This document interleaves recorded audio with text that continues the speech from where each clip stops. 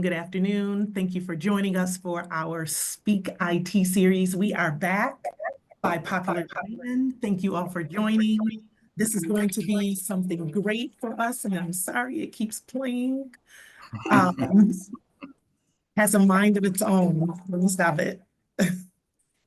So we are back by popular demand. We are so excited. We took the semester off just to regroup and rejuvenate. My name is Linda Donaldson. I am the Department Chair of Information Technology, and we are excited to be with you on behalf of the Information Technology Department and our IT Advisory Board. We are excited to bring today's session back to you. Today's session is networking and mentoring. How do we get out there? How do we network? How do we mentor? Or how do we find mentors? I'm excited to have Theron Howard with us. He is a VP at M&T Bank. Woo woo. So he's with us. He is also our IT Advisory Board President, and I am excited to have him in the room with us. So Theron, whenever you are ready, go ahead and take it. Okay, I'm going to try to share the screen. And let's see what happens. Okay. Let me know if you can see my presentation. Yep, you're listening. Yep, we can see it. Okay, trying to go to presentation mode. All right. Technology is fun when it works. It's bad when it doesn't. I'm going to hide that.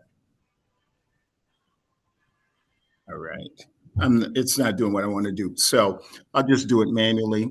Good morning or good afternoon, everybody. My name is Theron Howard. As Linda said, I work for M&T Bank, but I'm also the IT Advisory Chair and also an adjunct at ECC. What I will ask of you, just if you're comfortable with doing this, if you would be so kind to turn off your mics if you're not speaking, turn on your cameras. I can't see you right now because I'm at full screen mode, but also if you have any questions, shout out your questions, throw up a virtual hand, or throw them in the chat line, because we love to make these sessions interactive for the group to chat with us and discuss this. And also, if someone asks a question and you want to piggyback on that question, please do so. I'm going to keep moving on.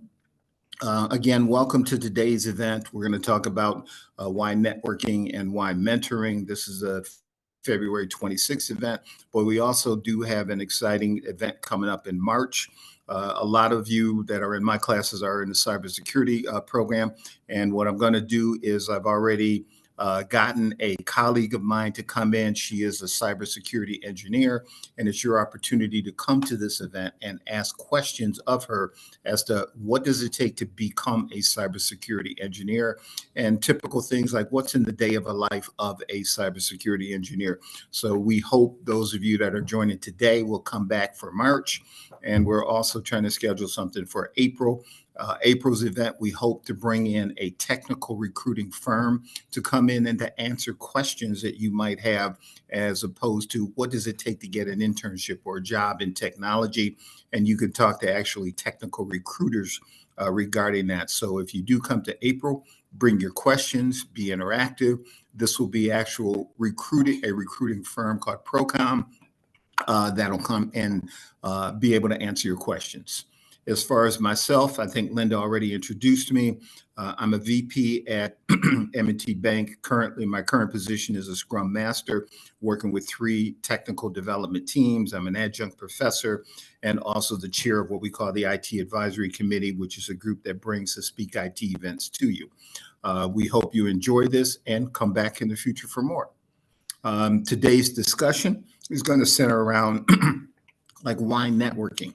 And why do you need a mentor? And also the last item here, what's in your toolbox? If you don't know what that means yet, we'll talk about that, and maybe it will bring up some things or some points that you're missing and some things that you possibly should be doing.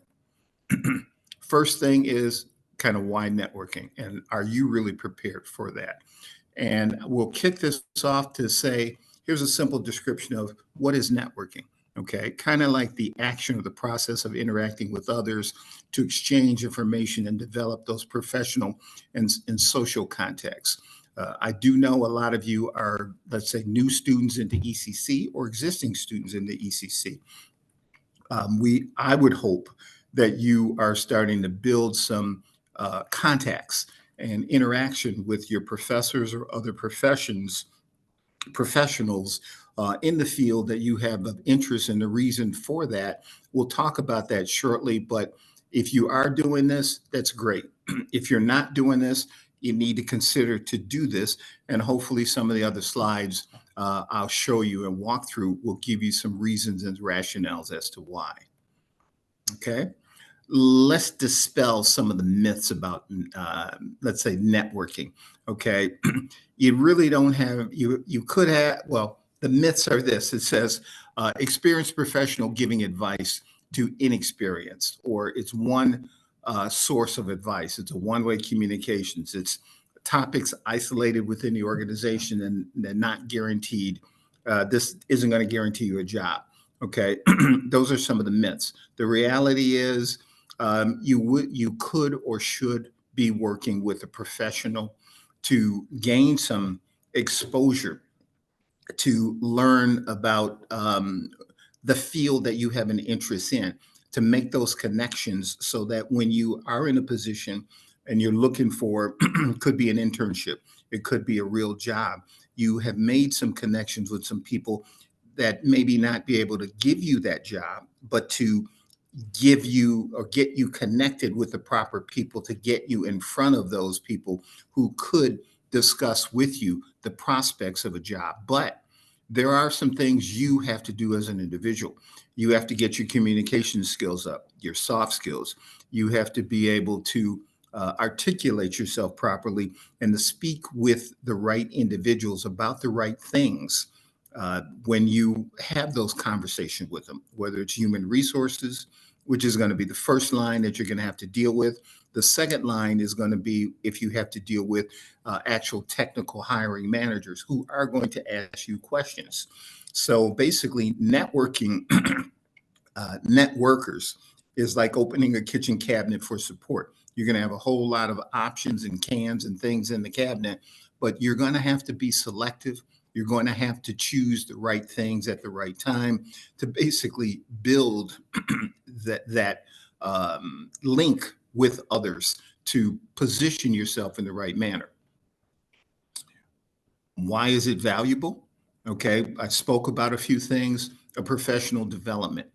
You want to build a relationship with multiple professionals rather, in order to position yourself. So when you are looking for a job, you're going to go to Indeed, you're going to go to Monster, you're going to go to a lot of these work websites. But the real way to get those jobs is by knowing other individuals existing in the field and connecting with them, who they can then recommend you.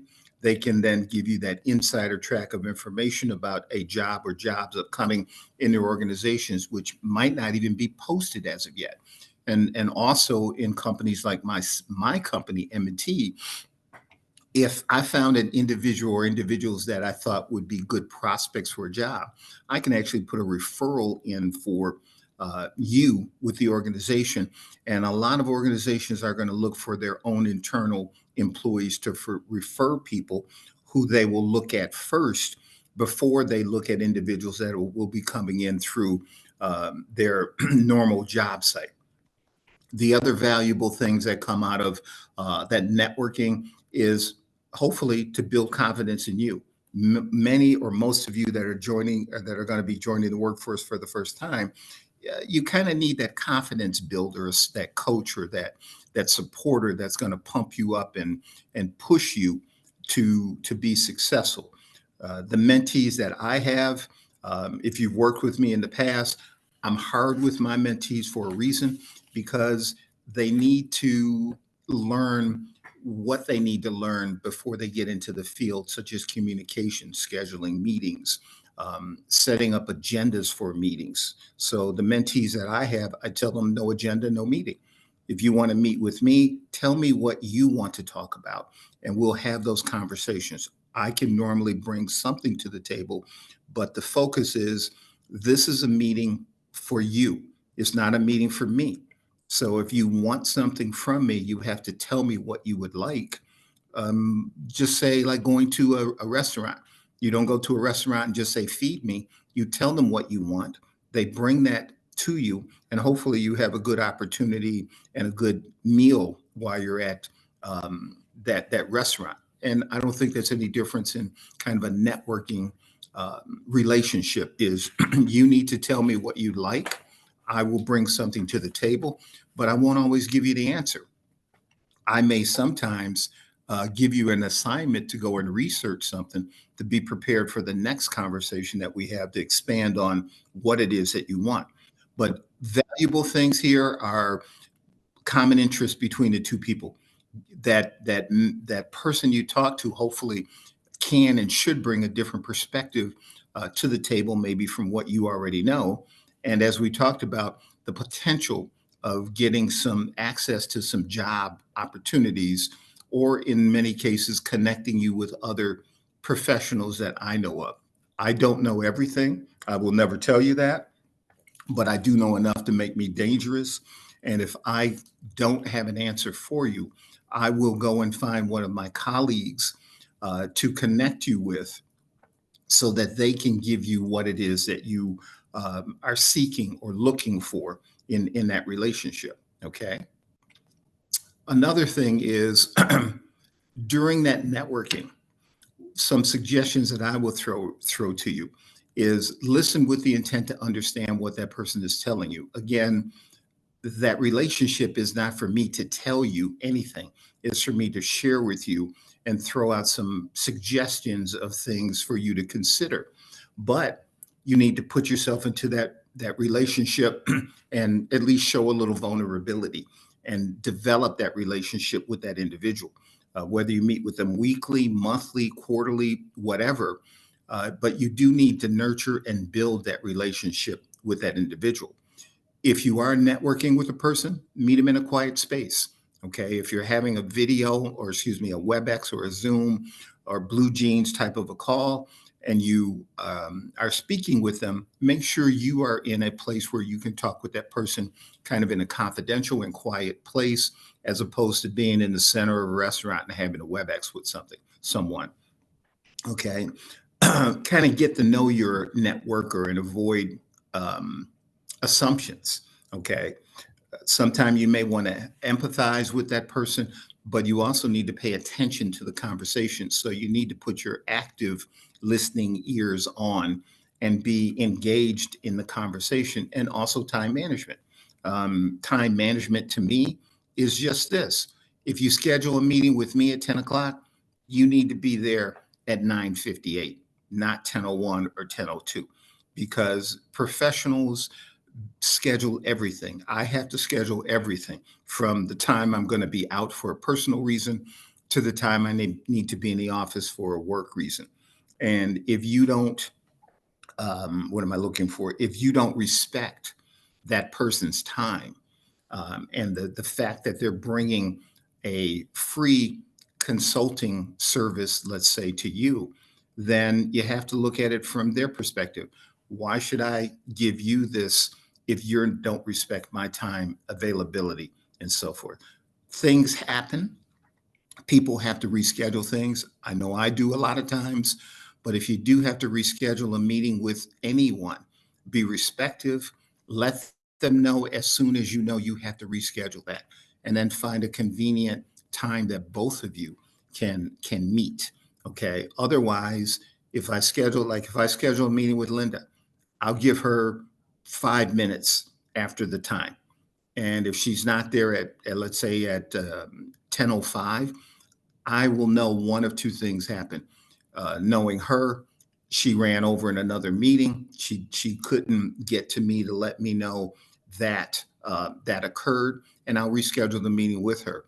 But if a person just totally blows you off, that's a whole different thing, and that's disrespectful, and that will hurt. That'll count. I Uh, have a question real fast. yes, sir.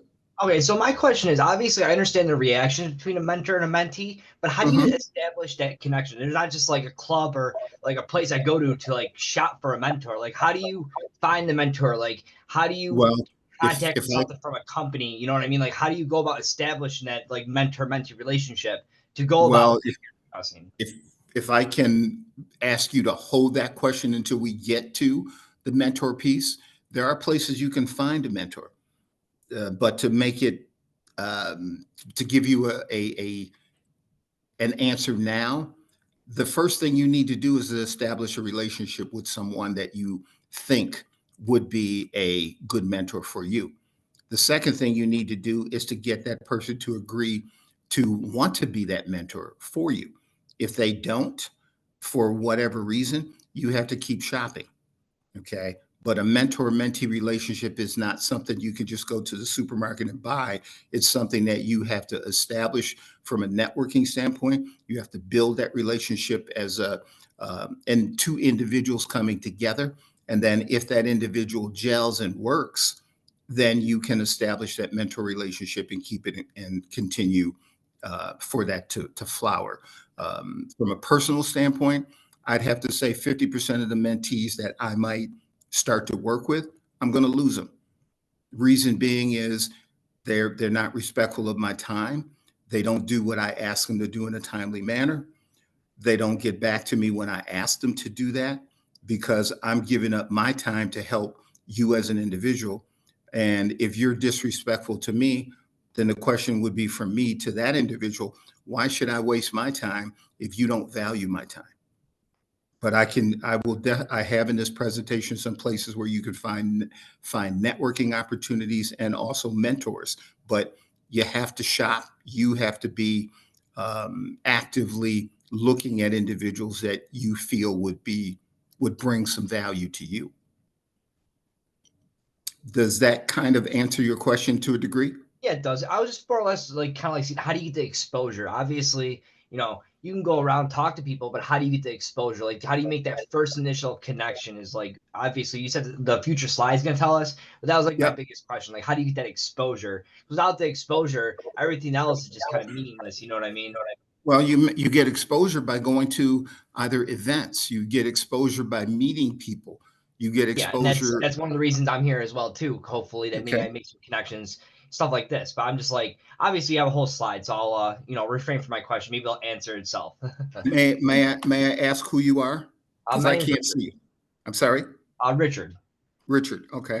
Yeah, But and just Richard, to be honest, the thing would be, let's say you and I meet at an event. You talk to me, I talk to you. You think I have enough smarts to be able to help you. The next thing I would do, and we'll talk about this. We can talk about it now, but we'll get there. Is if you feel somebody is could be of value to you, you respond to them within 24 hours of that first contact to say, hey, I met you on this call.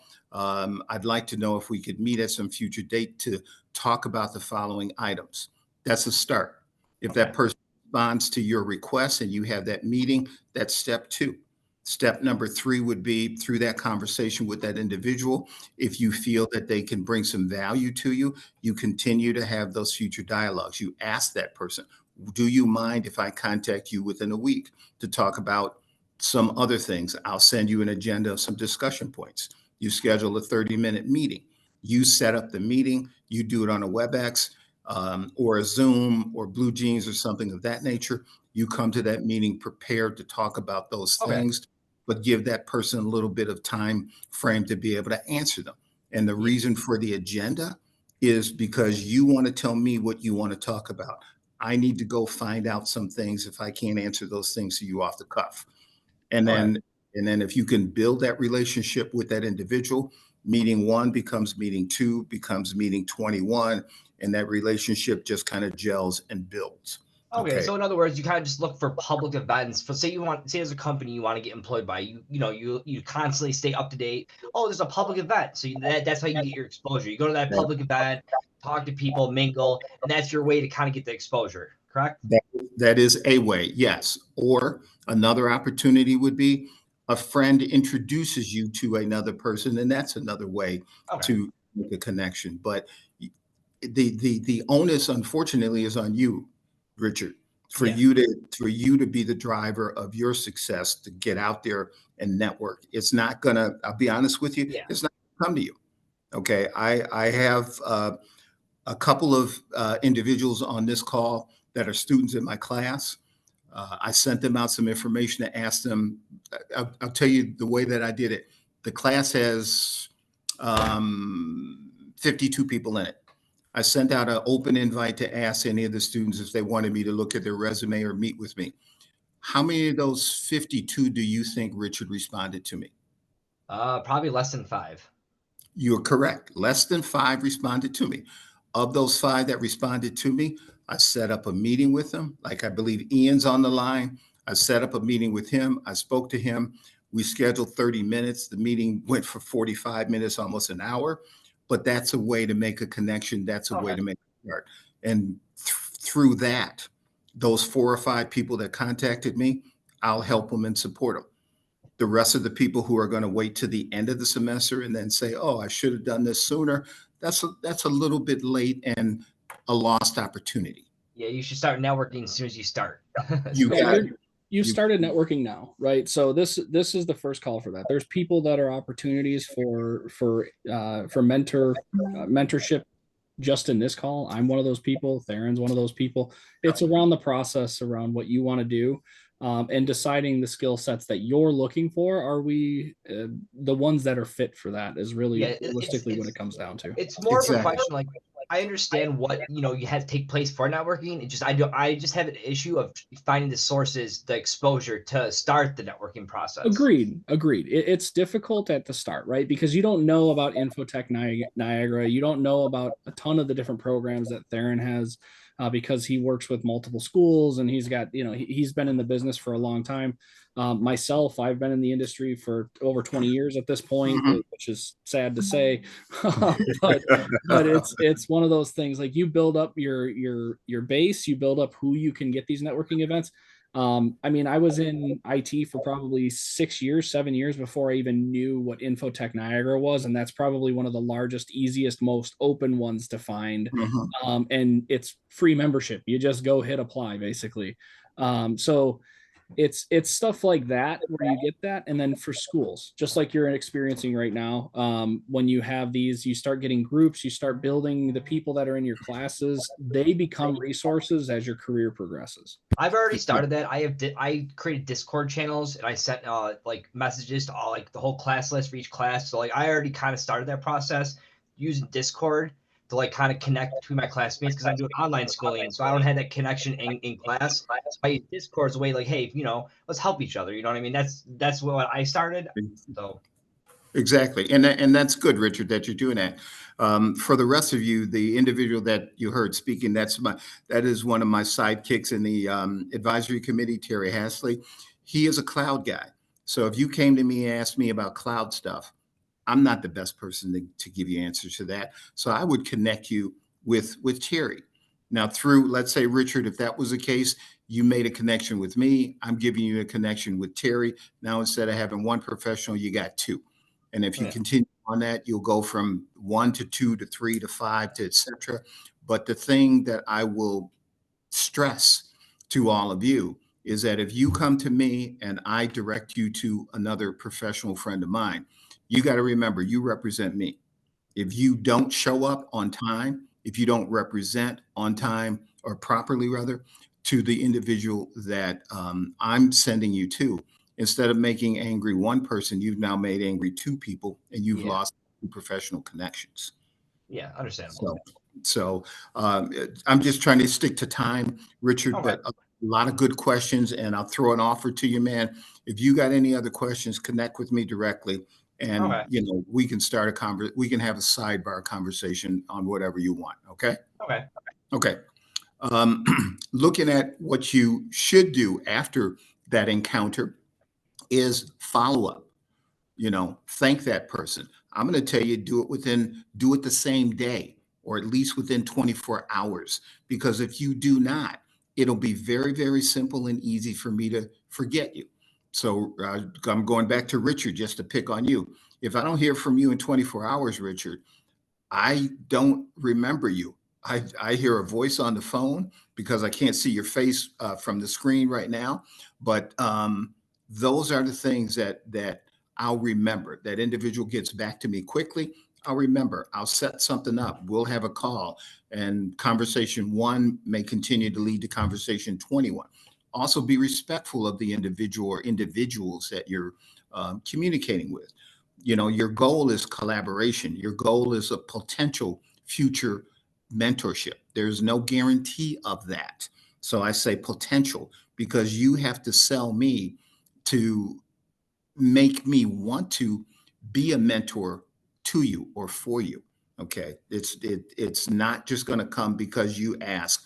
And I might go back and again, Richard, not picking on you, but I just want to use you as an example. Richard might say, "Hey, would you be a mentor to me?" I might tell him no right now, but the rationale for that is because I may be too busy. But if he comes back to me in 6 months when my schedule allows and says, "Hey, you told me no 6 months ago. Could we connect and try to build this mentor relationship?" Then I might have more time and availability. And I'll say, "Sure, we'll build it and let's see where it takes us from there." Okay. The things that you're seeking are things I think, Richard, you brought out a lot, the collaboration, someone to have some formal discussions with, making connections, which means, again, I might not be able to hire Richard at M&T, but I might be able to connect him with Terry to who might have an availability in his organization for Richard to get, you know, an opportunity. So the goal though is Richard wants to get the best job he can get, and you're using your connections to get there. Some things I'm going to suggest that you all start to consider: establish some SMART goals. You're going to say, "I don't know what SMART goals are." I'll show you what those are now, but you are going to have to go and do some homework and put those things together and put some timelines with them, along with things like a tracker. And what I mean by a tracker is you are going to have multiple conversations with multiple people. If you don't track those conversations, who you talk to, when you talk to them, what you talked about, we are all humans. We will not remember every single thing. You need to write it down. And I'll give you some examples of what a tracker could be, whether you're looking for networking, internships, or a real job. But again, if you're trying to make connections with people, be ready for someone to say, "No, I can't today, but I can tomorrow." And it's on you to come back to them on that tomorrow date. Okay. Common mistakes: your lack of preparation, which means be prepared, you know, have a plan, an attack plan, and a backup to that plan. You might talk too much and you might not give that person the opportunity to share things with you. Following up, that's a number one requirement. Okay. Keep your word. If you tell me you are going to get me some information back within 2 days, I'll give you the 2 days, but I would probably suggest get it back to them in a day and a half. Okay. Pretend this is like a job. If your manager or boss says, "I need something from you by 10 o'clock, they don't mean 10:01 or 10:02 or 10:05. They mean they want it before 10 o'clock. And if you don't come through, the question is going to be, why would I want to consider this person if they can't meet the requirements that I'm asking them for? Okay. Yes. So to expand on that too, as a mentor, this is a pretty hard and fast rule. A lot of times I'm not giving somebody a prescriptive, "Hey, you need to get this done in X amount of time." Sometimes usually it's, "Hey, by the next meeting, which is 2 weeks or a month out, make sure you get a LinkedIn profile set up and get it completed." I'm not asking for, written papers and homework and all that kind of stuff. This is all stuff that we're asking that's benefiting you ultimately. It's not homework assignments that are like just for me to review to make sure you're a good candidate for a mentoree. What I do say though, if I meet with you in a month and you haven't sent me a URL for your LinkedIn profile, I'm not asking you about your LinkedIn profile. It'll be a different topic of conversation because it's not homework. It's not for my career. I'm here to try to help you. I might bring up, "Hey, didn't see that LinkedIn thing," but I'm not going to beat you over the head with it. Adults are adults and you guys are, doing your own thing. It's just the idea of we're going to give you things that are going to help you progress your career. We're benefits of networking. Theron's a benefit of networking. I'm a benefit of networking. I'm in my career because of networking, holistically because of networking. Exactly. So that's my approach here. Don't look at it as like this, oh my God, you're going to give me a written paper and I need to give you my resume and cover letter by the time, we're, off this call type of thing. That's not what we're looking for. It's realistic. Exactly. Thank you, Terry, for adding that. And Terry and I and Linda, we are coming to you with the things that it takes to be a professional, stay as a professional, and expand on those types of things. Because when you get into the business world, many things are somewhat implied. Someone's not going to, as Terry said, beat on you and say, you got to do this. They're going to ask that you do it. And they're going to say, hey, you're a professional. I'm going to assume you're going to take that ask away and you're going to do that. And you're going to have it back to me in a timely manner.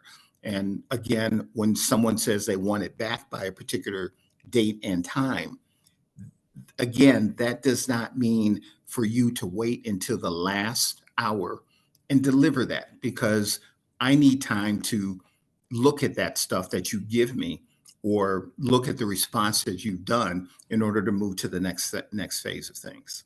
Okay. I'm being conscious of time.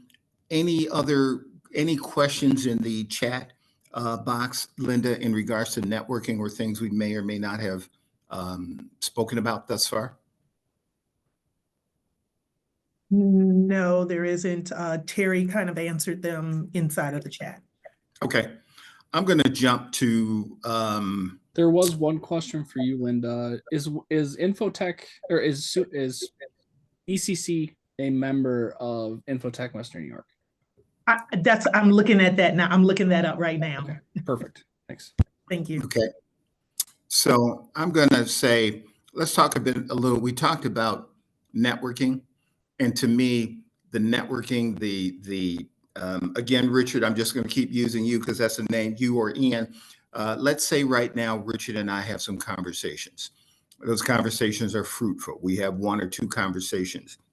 Third conversation, Richard comes to me and says, hey, I need a mentor. Would you consider being a mentor? I might not give Richard a direct yes or no right away.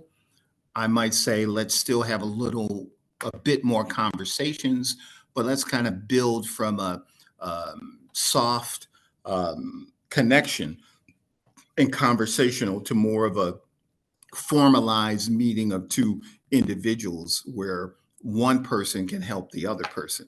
And to be honest, even though Richard might think that I'm just the help is one way, the help realistically to me is two ways. Okay, and let's talk about that a little bit. So let's open the door up to mentoring. Simple historical story. Where does the term mentor come from? It comes from the Odyssey, where a king left his son in the hands of an individual named Mentor while he was fighting the Trojan War. And that mentor acted as a guide, a teacher, a friend to that king's son. And that's kind of where the terminology of mentoring or mentor came from. Come on, machine. Okay. Now, what happens if you don't have a mentor? Okay. These are my opinions.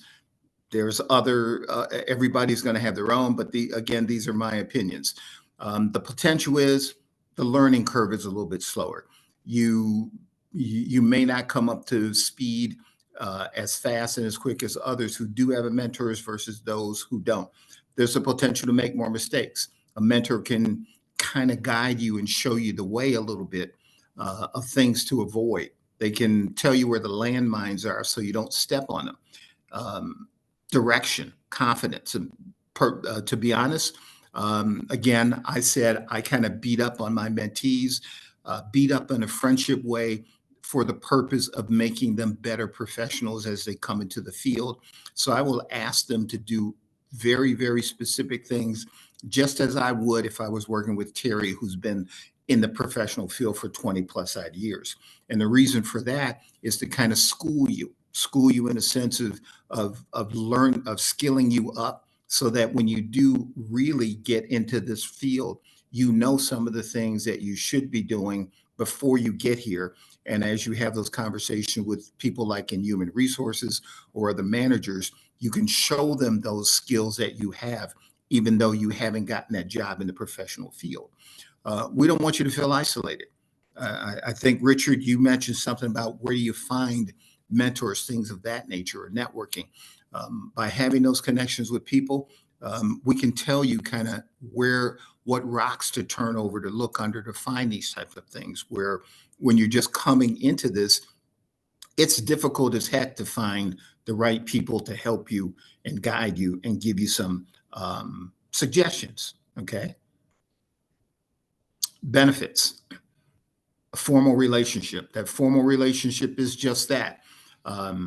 If you have a relationship with me as a mentee, you keep in touch with me, I keep in touch with you. Okay. It could be daily, it could be weekly, it could be monthly, but keep that connection with that individual in order to build on that relationship. We can bring you a different perspective of things. You're not in the industry yet. You don't know totally how the industry works. And sometimes I question myself to say, I still don't know how it works. But we can tell you some of the things to get prepared for, like behavioral event interviewing. If you don't know what that is, look it up. Every interview you go on, someone's going to ask you a behavioral question, and you need to be positioned and ready to answer that question properly. I'm not going to tell you what it is. I'm going to put the onus on you to look it up. If you want to know, if you want to contact me in the future to see if you've got the right answer, I'm happy to speak with you. But your homework is find out what behavioral interviewing is and how to get yourself prepped and prepared for it. This is a laundry list of a short list rather, of some of the benefits of a mentor. I'm not going to go through all of them, but key things: we are guides. We can be allies. We can be advocates. We can encourage you. We're free. There's no cost for a mentor, a mentee. If there was, what would your hourly rate, Terry, be if you got paid to do this? $300, $400, $500 an hour? It's in the good high numbers there. Let's put it that way. So remember, we're free. It doesn't cost you a damn thing. Just find the right connection, nurture that relationship, build on that relationship. Don't screw it up, because good mentors are hard to find. They'll be tough, they'll be fair, but they'll get you skilled up and ready for the real business world. You're not going to read this in a book, trust me, because Terry and I and Linda have been doing this for eons, and it's still tough. There are a variety of different types of mentors that you want to have in your life. To me, you need to have more than one mentor. Terry could be one. I could be another. We could be a balancing act of Terry brings certain skill sets to you that I don't. I bring certain skill sets to you that Terry doesn't. But if you merge us together as one mentor, you're going to get a dynamite relationship. But you're going to need the master Jedi, somebody who's got all the wisdom and skills and years of experience. You're going to need a champion of your cause, someone who's going to speak you up, which means if Richard was my mentee and I found a job that would be perfect for him, I'm going to sell Richard to that person before Richard even gets in the door. But now when Richard gets in the door, he's got to be the guy who closes the deal to get that job. But my job is to find the right relationship, the right job, put the individual in there. And if I did that, I'm putting myself out there in the name of Richard. And if Richard does a bang up job and gets that job, hey, Richard, then you owe me a payday candy bar if you get that job, man. But you need someone that's going to talk you up. You need a co-pilot. Sometimes you just need a work buddy, somebody to complain to. You know, you had a bad day in the office. Terry and I go out for lunch. You know, we have some food, we might have a beverage, and I complain and whine, and Terry's Dr. Terry, who listens to me whining. But you need somebody that's going to listen to when you have a bad day. And you need an anchor. That anchor is going to be that sounding board for you, that confident. Maybe that's somebody who will come to you and say, hey, Richard, I don't think this environment is the right environment for you as a young man who's got skills up the wall. This environment may not be the best environment for you, but I might have a line with another organization that you might want to consider. So I'm not kicking him out of one organization, but I'm trying to be the right confident and sounding board for him to again guide him, to steer him the right way. And a reverse mentor. I don't know everything about mentoring, but I can sure learn. And Richard, you coming from a different age group, you're going to bring to me some different things that I can learn from to be able to support other potential mentees in your age bracket a little bit better. Because the way that I came up and learned the business is definitely going to be different than the way you are going to be entering the business of today. So to me, there's a variety of different type of mentors out there that you need. Each one has its own master skill, but your goal is to find those individuals and pull that data out of them and use it to your advantage. Okay. How do you get a mentor? Identify some prospects. And I say prospects you admire. I don't want you to go to the supermarket and look for the mentoring corridor and then start picking them off the shelf. You need to find people that you respect, that you think could be of value to you. And you need to reach out to them and express your interest. You need to basically nurture that and clearly articulate the why. Why would you want me to be your mentor? And what are you as a mentor bringing to the table? You're going to have to build that relationship up to get that mentoring relationship. It's just not a given, and it's not a yes or no answer all the time. You also can explore various avenues to find online networks or networking or mentorship organizations to try to find them. My personal choice is number one. I would prefer for me to pick a person that I feel comfortable with than going to, maybe an organization introduced to 50,000 people and then try to narrow it down from there. So that's just my pet peeve. And the last one is, don't get broken up if the person says no. Try again later. Sometimes people just don't have the time at the moment in order to have that mentoring relationship, and you have to wait. Okay. I want to leave about 10 minutes left for any questions, but I want to jump into something I'm calling your toolbox. Your toolbox to me should be a list of things that you have or are working towards to put together to build up your professional set of things. And that's a lot of things listed here, from accomplishments and awards you might have received, knowing how to do behavioral interviewing. Okay. Have an elevator speech. And if you don't know what that is, that's a 2-minute conversation about you. If you had an opportunity to speak to me about a job and you only have 120 seconds, what would you say about you, to convince me to want to have that conversation with you prospectively about a job? If you cannot sell yourself to me in 2 minutes, I may not have the interest in you. Okay. Get some mentors, more than one. Okay. Do some internships that give you some real world experience in order to add to your resume and to also talk about in that elevator speech.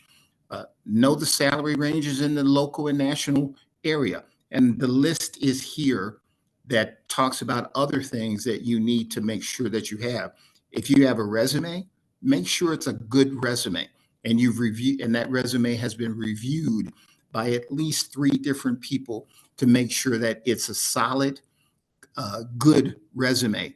Don't create something and just throw it out there without others looking at it and giving you red lines and changes, things of that nature. Because if you give Terry, Linda, myself a resume and we don't like it, what do you think is going to happen when you send it to a business?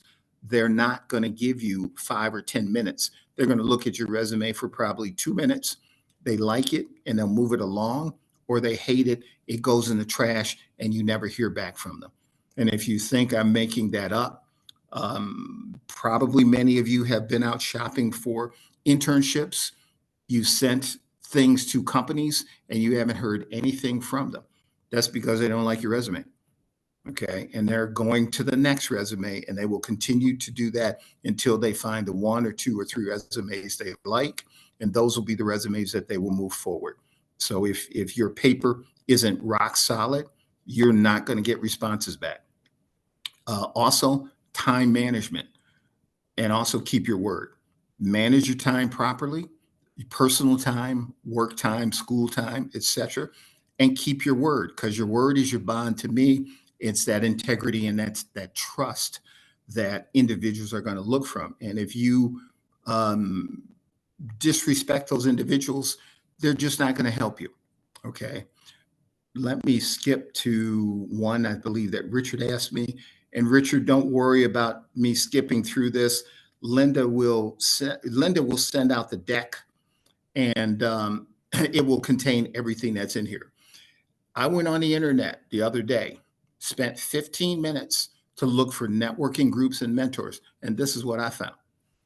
Now, many students that I've spoken to in the past have constantly said, I can't find where to go for networking or mentoring.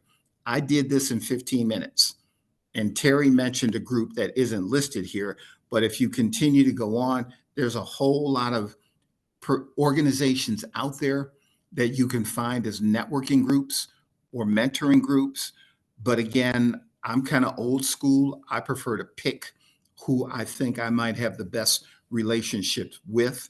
I'm not a member of any of these, but I do know here's places you can find them. And Richard, you had asked me about that. So we're at 12:51, and I'm going to pause and ask for any questions that anybody might have on the call. I think I saw Ian out there, Christine, Peter, maybe Lucky. These are some individuals I know that have worked with that, and also PJ, if you're on. So I'm going to take a pause and see what questions you all may have, if any. Ian's hand is raised. Go ahead, Ian.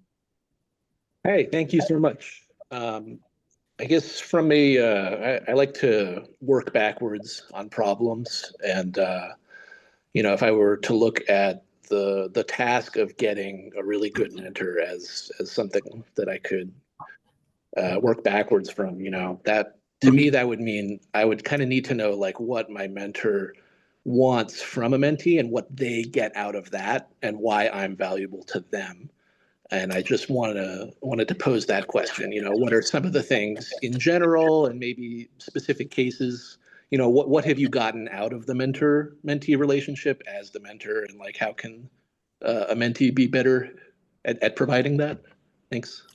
What I would answer, and I'll look for my colleagues too to answer that. What I get out of the relationship is the opportunity to be able to help a young person grow quicker and faster. I had that opportunity presented to me when I first got into business with a guy that I still keep in touch with today. His name is Dave Judd. I worked with him at Marine Midland Bank. He gave me a shot in a job that I knew I didn't have a shot at, but he gave me an opportunity, and he skilled me up and schooled me up on things that were never, ever in the book. And that was just because of his personality. Okay. So, I mean, we do this, hopefully I can speak similar for my colleagues. We do this because we've got some of the smarts, and also we have the heart of wanting to share with individuals that want to accept the guidance or the suggestions that we have to offer. But again, I'm going back to me, Ian. You and I have spoken. I will support any individual that asks me, but I will look for you to put in some effort to respond to me on things that I may ask you. And you've already done that, Ian. I mean, Ian is a gentleman who's in one of my classes. I threw out the line to my students to say, hey, do you want me to look at your resume? Do you want to chat? Ian Ian grabbed the line. We had a conversation. Ian, I think we scheduled it for 30, but it went longer than that.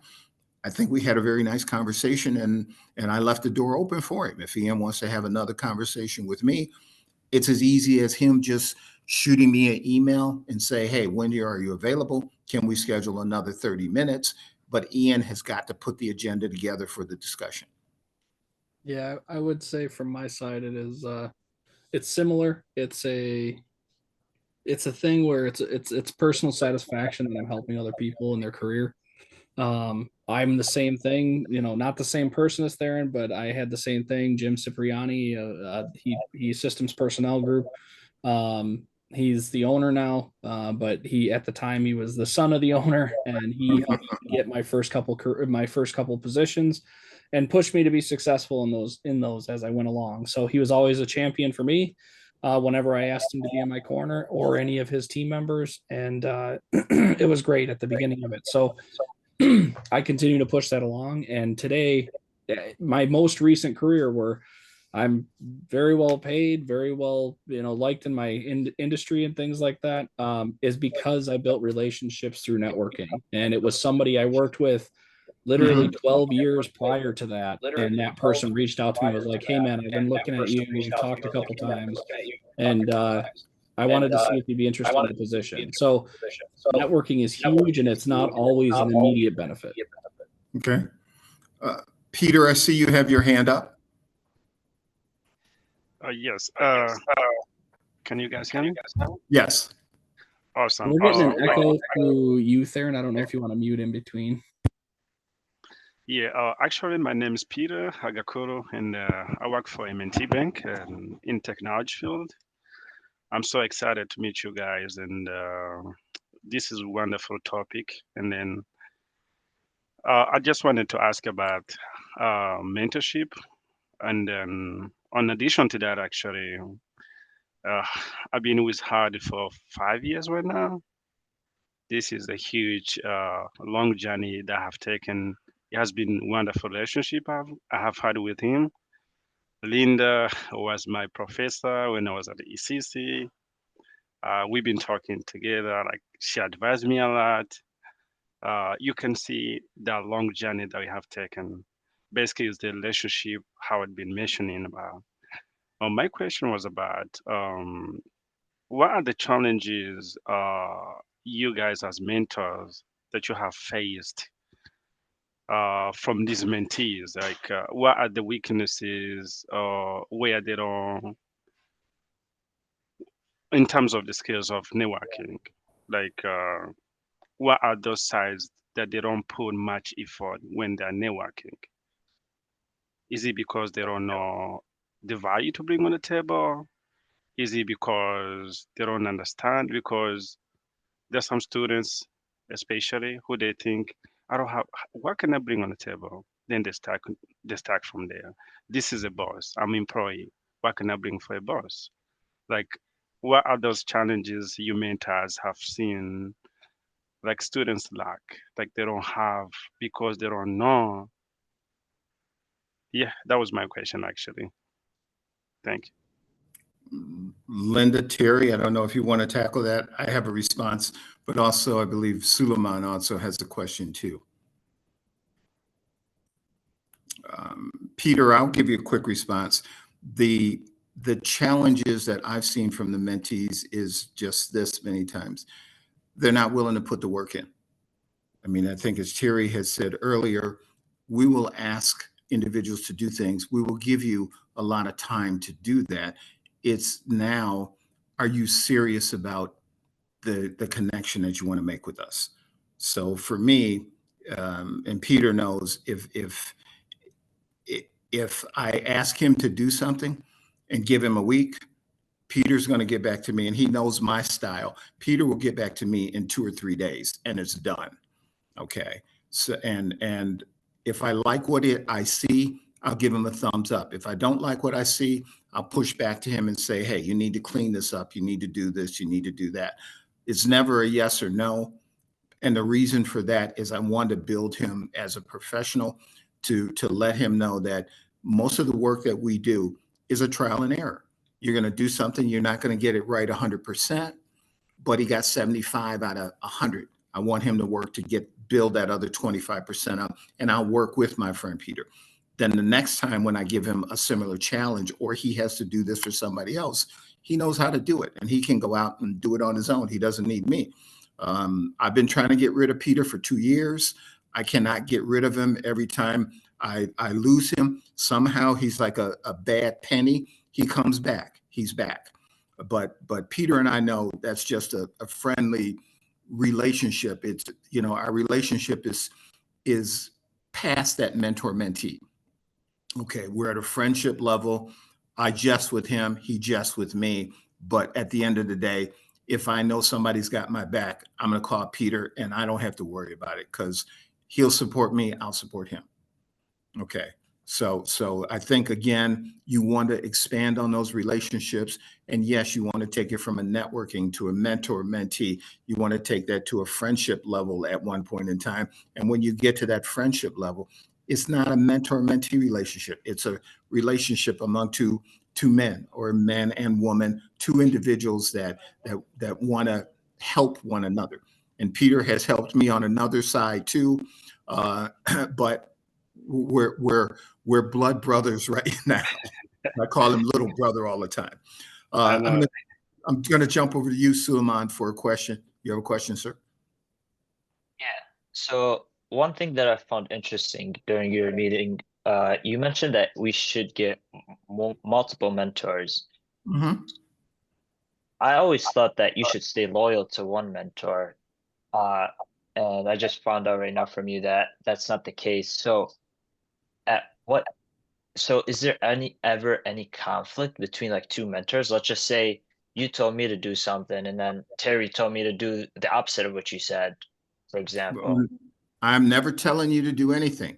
I'm giving you suggestions. Right. Okay. There's two different. When I say multiple mentors, I'm not a cloud guy.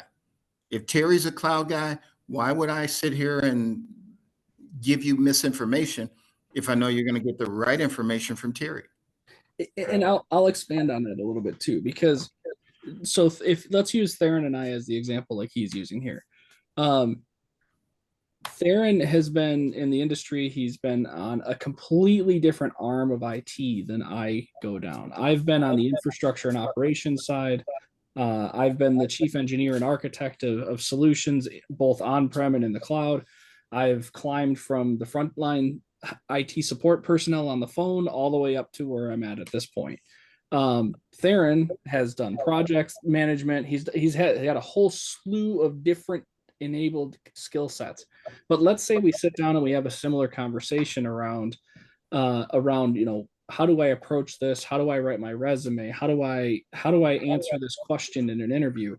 We're going to have two different answers to that question, and that's beneficial for you because you don't ever go to the interview and answer the question the exact same way or write the resume the exact same way we tell you to. You use those two answers to create an amalgamation that is your own, and you have the best of both worlds because now you've been told 5 different reasons why not to answer the question this way from me, 5 from him, and then you're able to use that as 10 different things, points of interest for you. Would I go and seek the same type of mentor across multiple mentors? No, I would not do that. I would go back, and it's not out of loyalty. It's out of benefit to your time and getting the most information, the best information. Right. I would say I need somebody who can teach me or who can help mentor me or who can give me some ideas, some coaching, or just to have connections and networking throughout it. I gel with this person. We seem to have a similar interest pattern. That can be a mentor. It doesn't need to be somebody who's strictly there to say, this is your next step in your career path. It can be, we just have similar interests. Hey, we're both into soldering and building small computers and doing stuff like that. That's somebody who could be a mentor because they're now talking about a completely unique topic. And Suleiman, here's an extension of that. The ITAC committee has been really made up of about, Linda, keep me honest, 5 or 6 core members. Yes. Okay. But if you take those 5 or 6 core members from their service level in the business, you got 100 years worth of experience there. There's not too much we don't know or what we haven't seen. We know the cycles that have happened in the business. Okay, a lot more than you going to just want. So if you and let me ask you a question, Solomon. Do you only listen to one kind of music, or do you listen to multiple kinds of music? Multiple. Okay, same thing here. Right. Okay, So we all bring our different expertise to the table, but if you take that combination of expertise that you're bringing to the table, you have a hell of a dynamic group that can get a lot of stuff done. We are a small, lean tiger team where we can get a lot of stuff done with just the 5 of us, and we don't need 25 people and 25 different thoughts. So so you said to always, work your way to impress your mentor, right? yes. Basically. So using you and Terry as an example, once again, let's just say you suggested something and he suggested something, and I went with the other one's suggestion. Is that something that would upset a mentor? Yeah, that's no. That to me, that's real petty. No.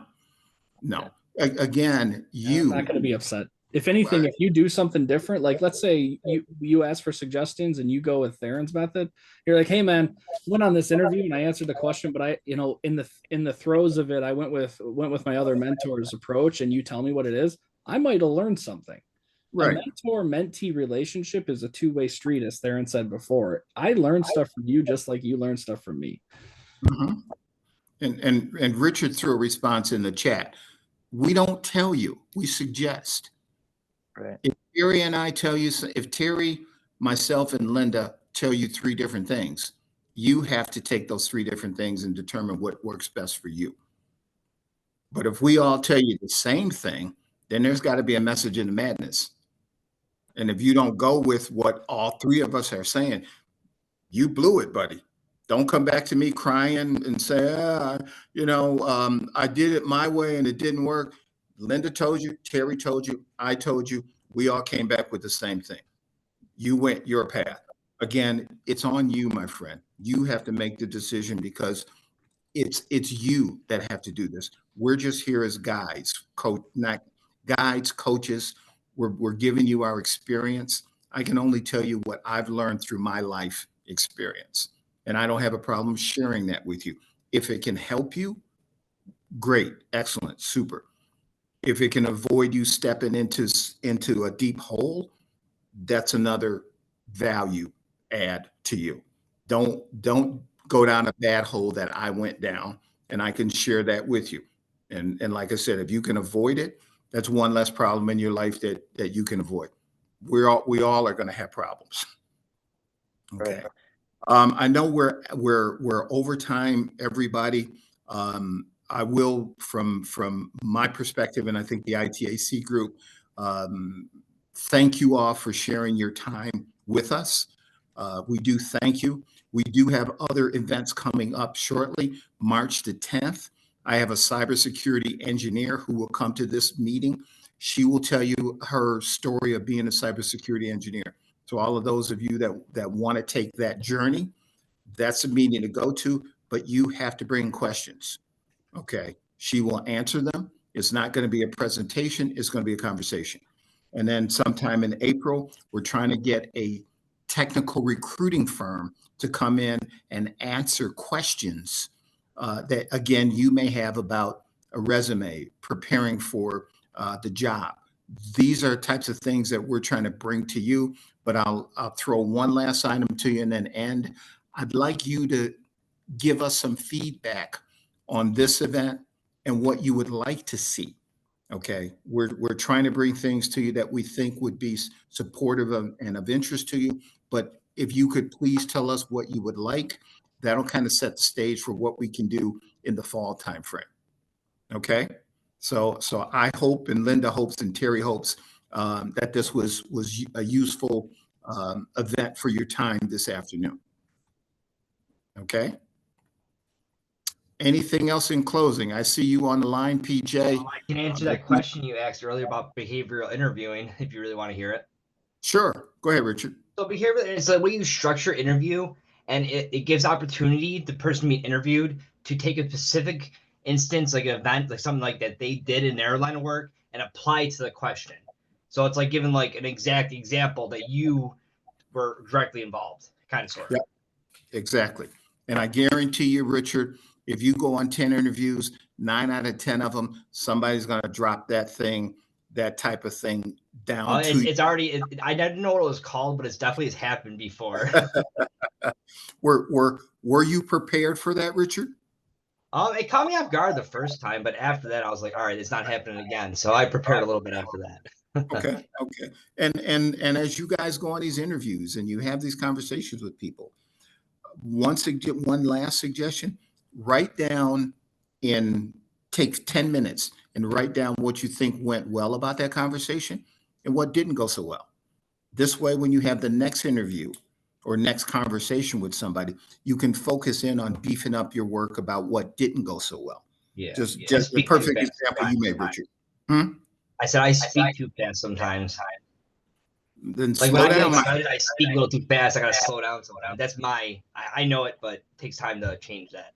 Okay. But but I look forward to any of you contacting me if you have a question. More than happy to try to cut some time out to have those conversations with you all. So just shoot me an email and I'll get back to you. Okay. Is your email in the text? I will. I did drop his email in the chat. Okay. I will drop it again. I was going to use your email, Linda. Ah, all right. they're more than welcome to reach out to me. But yeah, you're more than welcome to contact any of us in regards to the ITAC group. But again, I hope you guys will come back in March, and I hope you'll come back in April. Okay. Well, thank you all for your time again today, and look forward to future conversations. Thank you for your time as well. You're welcome. You're welcome. Thanks for Thank you, having Linda, us. for hosting this. Okay. Everybody have a good day. Right. Take care.